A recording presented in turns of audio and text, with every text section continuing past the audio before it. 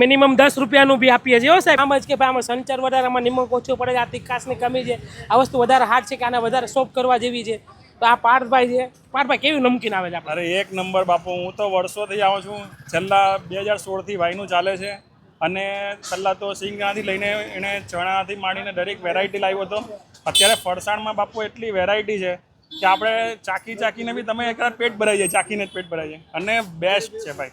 હું તો કશે બી જાઉં ને તો અમારા ત્યાંથી લોકો વાપીથી, લોકો કેનેડા અહીંયાથી હું મોકલાવું છું. અને સુપર એની ચકરી તમે જે ટેસ્ટ કરો ક્યારે બી, એના ગાંઠિયા ટેસ્ટ કરો, પાત્રા ગાંઠિયા. તમે યાર વેરાયટી છે એક નંબરની.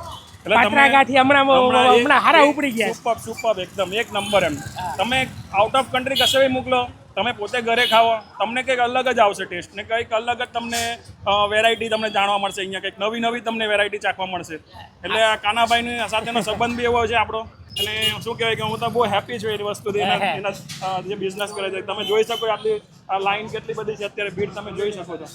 અને આ વસ્તુ કોઈ છેતરાય તો નહીં આપણી અહીંયા આવશે તો? બાપુ કોઈ છેતરાય નહીં, ગેરંટી એટલે 100% ના ભાવમાં ના માલમાં. ના ભાવમાં ને ના માલમાં, કશામાં કોઈ જાતની છેતરાય નહીં. તમે એકવાર ટેસ્ટ કરો બાપુ, તમને ભાવે ને તો તમે લઈ જાઓ. ભાવે તો ભગવાન આવે. બરાબર. ઘરાક એટલે આપણા માટે ભગવાન જ કહેવાય. કાનાભાઈ બી એમ જ છે. તો આવો ભોલેજી નમકીનમાં એકવાર ટેસ્ટ કરો. સ્પેશિયલી તમે આવો અને કાનાભાઈને બી મળશો તો તમને એમ લાગશે કે નહીં સિરિયસલી અહીંયા આવા એવું છે.